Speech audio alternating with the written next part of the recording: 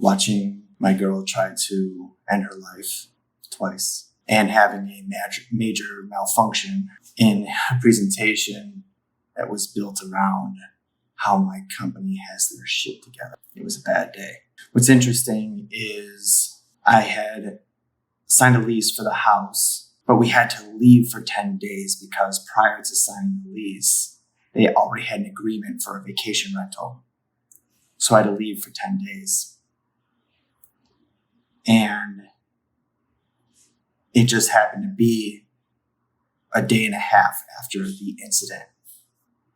So I felt like it was going to be good for me to get out of the physical space that I was in, because a lot of times when it's difficult to make a frame shift, it's difficult to make a mindset shift, it's good to get outside of your normal environment, especially if that's where the trauma happened.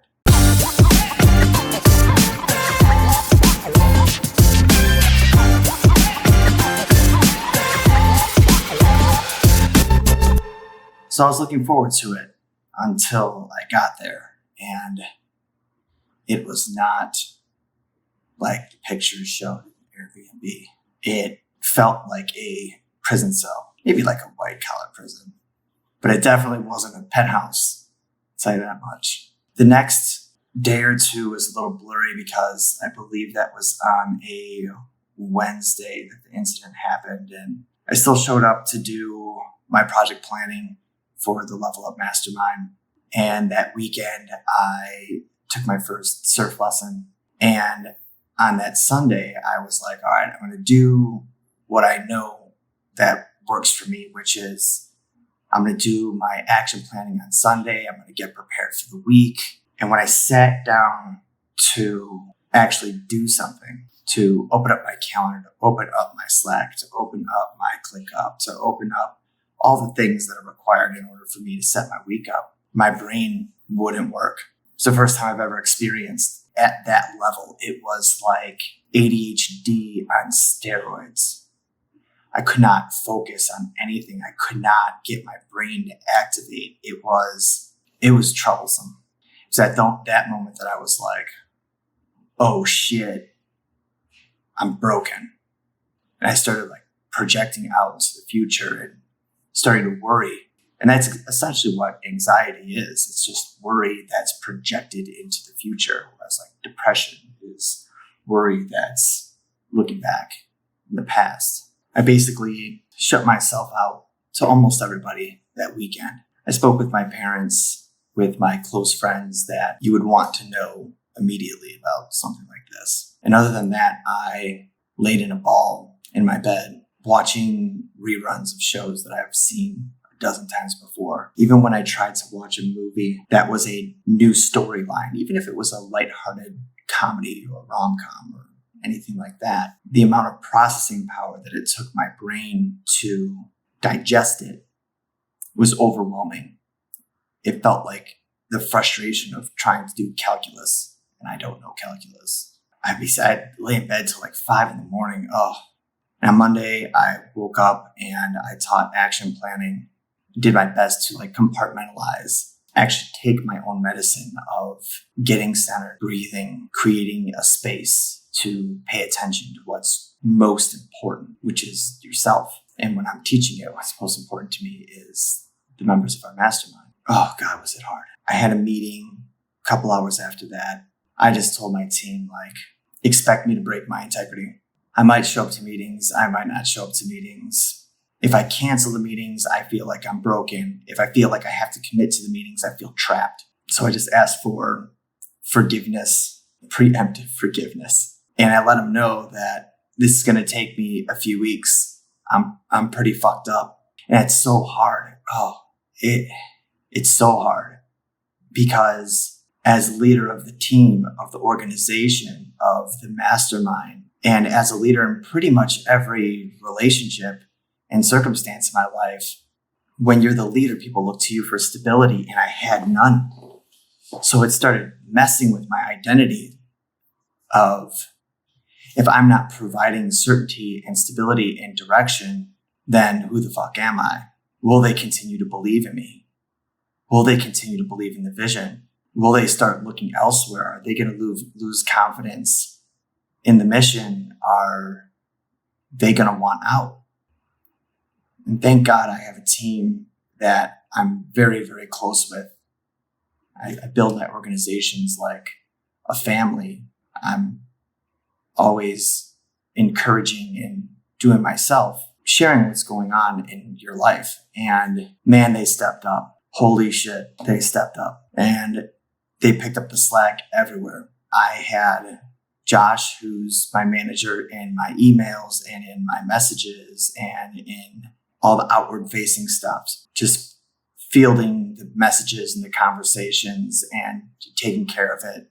I had Jason leading the team. I had Sam leading the clients. And I keep saying it, but it's just so true. Like, build your business right. Build your business for stability by creating systems, by building a tight-knit culture with shared values. Because if it's just about the money and the money's not the thing that's broken, it will break at its weakest point. And if you just build for financial growth and scale for that, it's not stable.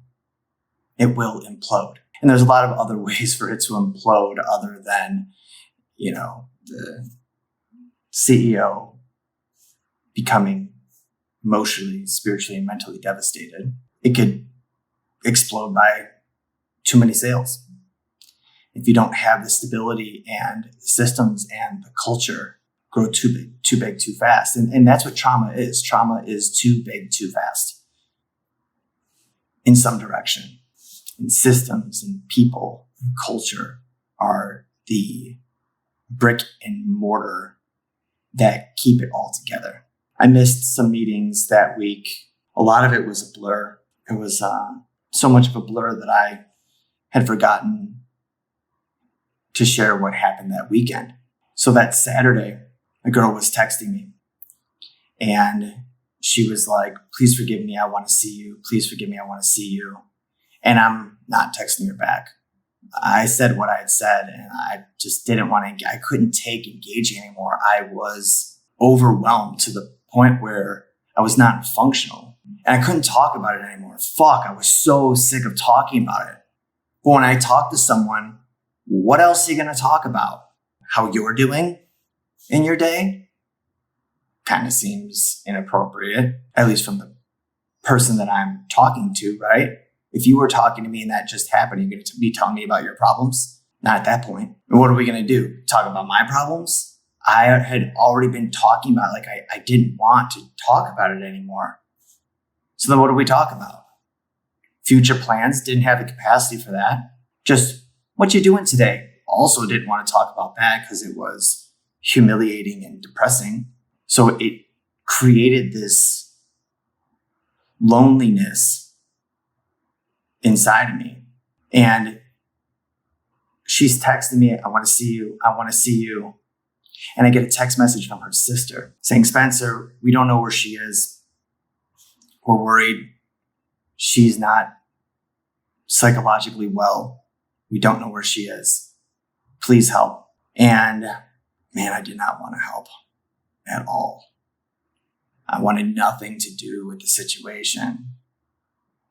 There was a part of me that was like, she ain't my problem now.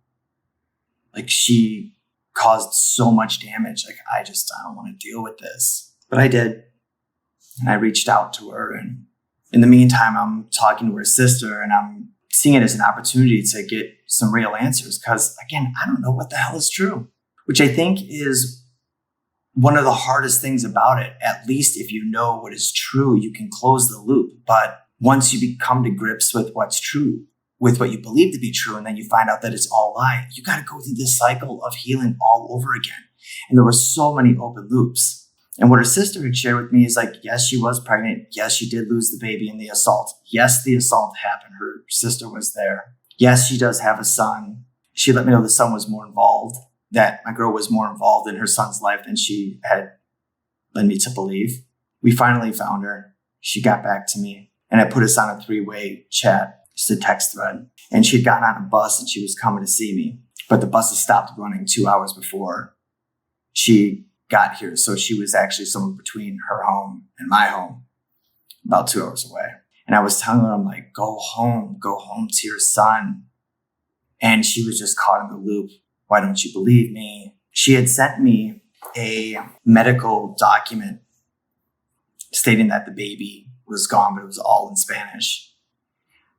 And when I got it translated and I talked to her sister and I showed it to her sister, it actually wasn't even her medical documents. Her sister's like, when we went to the doctor and she lost the baby, the doctor did not give her any physical documents. She's like, I don't know where these came from and how she got them. But it said that the girl was 19 years old and also said that it was in March, which none of that makes sense on any level. And again, the timelines, how old she was, all that, like I had copies of her passport and her ID. We're talking with the thread between her and her sister for like 3 hours, and it's just bringing up all the stuff. And I'm like, now I'm thinking she's coming to see me and I'm getting scared. And she's stuck in some strange town with no money at 9:00 at night. And her sister's like, come home. And she's ignoring her. And she puts her son on the phone and leaves an audio message of like, Mama te amo. Is like, it was actually quite adorable. But she completely disregarded it. And I'm like, how can you be disregarding your son? Your little boy, your little 4-year-old boy is worried about you. And all you can think about is yourself. You're not even thinking about me. I'm the muse. You are the obsession. Your obsession with your own well-being. Her son sends another message and she's just disregarding it. And I've wanted a kid and a family for so long, and just how badly that desire is inside of me. And then to see someone that has it and disregard it was disgusting. And it made me angry. Like, how could you? I flew halfway around the world and spent a small fortune to get here 2 weeks early so I wouldn't miss our unborn baby's heartbeat for the first time. And you've got a 4-year-old little boy begging you to come home. And all you want to do is run away from home. Selfish bitch. Finally, after it must have been 4 hours of this intense back and forth, towards the end, she's like, 2 men are following me. They have a weapon. And we're on a group chat, me and her sister and my girl, and me and her sister on a separate chat thread. And I told her sister, she's full of shit. She is full of shit. I'm like, video call her. Because if there are 2 men that are following you and you don't pick up a fucking video call, you're a fucking liar. And so I was like, look, Matt, I tried. I'm trying to survive emotionally and spiritually. I was good to her. So good to her. I was so ready. I gave my most. I gave my all. I tried my best. I gave every resource that I had to building a family with her. And I'm not just talking about money. I'm talking about my energy, my attention, my family's attention, my team, my clients, my home, my critical thinking skills, everything. I could not have done better. And I can say that with full confidence. There is no what if. Well, what if I just had a little bit more money? What if I had just a little bit more time? What if I just cared a little bit more? Nope. No. Everything. I gave it my all. And I got shit on. I got traumatized. I got lied to. I got deceived. I got betrayed. And now I'm worrying about this chick coming to my house to do Lord knows what. I don't know. Beg me to take her back, chop me into a million little pieces. Everything's on the table at this point. My brain is on overload. My business is exploding. I'm in a new country. I don't know the laws. I don't know the people. I don't know the culture. I don't know the language. I don't know the lay of the land. I don't know shit. And I lost my family, and I lost my girl, and I watched her try to end her life. Pardon me for being a little overwhelmed. And once she said the thing where the guys were following her, I'm like, you're so full of shit. I'm done. I'm done with this shit. I can't be fucking gaslit anymore. I can't take it. I have to recover. And For me to start to recover, I have to stop the bleeding, the emotional, energetic bleeding. And I'm bleeding out right now. I got shit to do next week. I still have a life and a business to run. And amongst all of that change, my brain doesn't know what to pay attention to, what to start to try to sort out first. So it just shut down. So I told her sister, I'm like, I'm done. You know where she's at. I can't help you anymore. I'm so sorry. I'm sorry that you have to go through this. This is hard on you too. I know it. I'm like, but she needs help. The next week was so hard. It's actually a blur. So much numbing out. I wouldn't eat for days and then I'd like binge eat. I took as few calls as I possibly could. And it sucked because like my brain was broken. I was missing meetings. My integrity was broken. I wasn't having fun anymore. My demeanor was broken. The vision that I had for the next 5 years was so crystal clear. As soon as I found out that I was having a baby, it was incredible how much everything just sorted itself out. And now that entire blueprint that I was so invested and excited about was gone, washed away. Now I'm looking at a blank slate of my life with no ability to think, process, create, strategize, feel. And so I just felt like a feather in the wind that would land based on where the winds decided to take it. And that's terrifying, especially for someone who's so intentional as I am. And the thing is like, the thing that made me want to stop talking to people was the response that I was getting from them. But the response that I was getting from them was one of empathy and of encouragement. And they were all saying the right things, but the right things actually made me more mad than if they were the wrong things. And so every fucking person I talked to just was loving me so much. And I just felt like saying, shut the fuck up. Shut up. Stop fucking talking. And it wasn't one of those things like, man, you'll never understand. That's bullshit. Pain is universal. People understand. What hurt is they would say, Spencer, you did everything right. And maybe this happened for a reason. And you dodged a bullet. I know that you feel that devastated that you lost your girl, you lost your family, you lost all of your plans. But it will happen in God's time. Because you are a sweet man with integrity. You're charming, you're handsome. You've got a great support system around you. You've got a great business. You've got a great team. You've got great friends. You've got a great family. You've got great mentors. You've got great healers around you.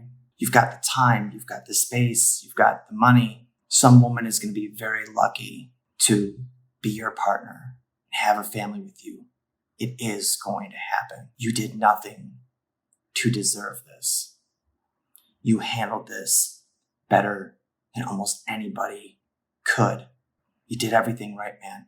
And the reason that pisses me off so much is because when all of that is true, I've got all these things going for me, and I've got a beautiful connection with God, and I have all of the support and resources, and I am a catch, then what am I supposed to do to give myself hope? At least if I had done something wrong, I could go to rehab and figure it out. I get some therapy to be like, bro, you're fucked up in the head. You really fucked this thing up. You need to get your shit together. Because then I could feel like I had something to strive to in order to fix this problem. But there's fucking nothing.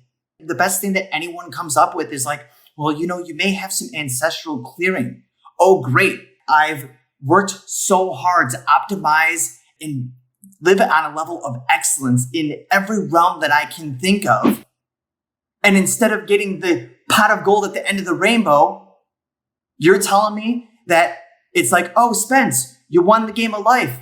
You found a way to be in the utmost integrity and have the humility and awareness to know when you're out of that integrity and the humility to get back in integrity. You got great friends, great family, blah, blah, blah, blah, blah. Great job. You won the game of life.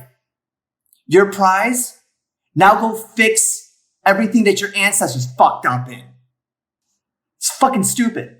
I'm not saying they're wrong. There may be some ancestral clearing that I do. But it's like, at least give me the bone.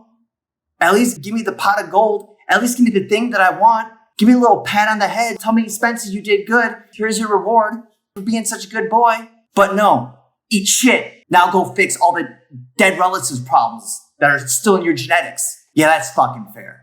So please, if you want to leave a comment of like where I can possibly improve, where I'm a piece of shit, God damn it, please, so I can feel like I've got some sense of control, like the ability to move forward.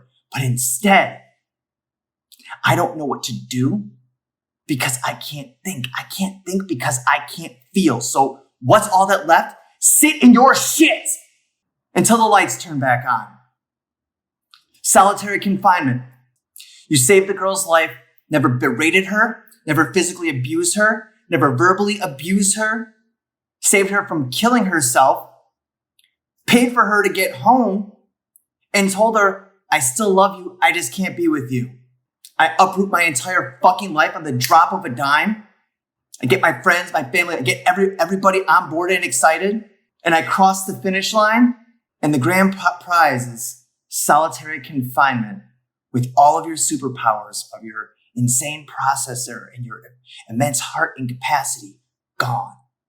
And then the isolation. I got 1,000 people out there that are willing to help me, but I don't want to go through any process right now. I can't physically do it. And I don't want to hear what you have to say, because if you encourage me, it makes me feel like shit. There's nothing for me to work on. And then I get the thing, well, Spence, this will pass. It will get better. You will have your family. I know. I haven't lost hope. I'm not an idiot. I know. When I'm sitting there in my shit, I'm not thinking like, well, maybe hope will bring me there. I know it'll happen.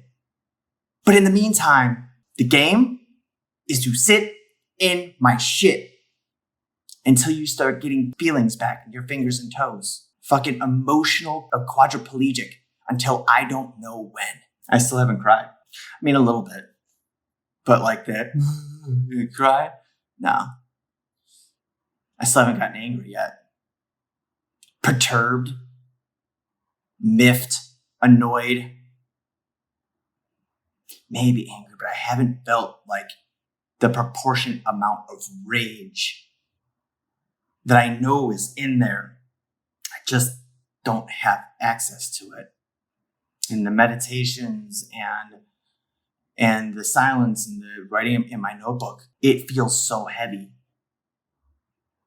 And so it's just like numbing out, watching YouTube, watching reruns, watching shit like that. And I know it's rotting every part of me that is useful for my contribution to this world, to my relationships, to my mission, to like my own happiness.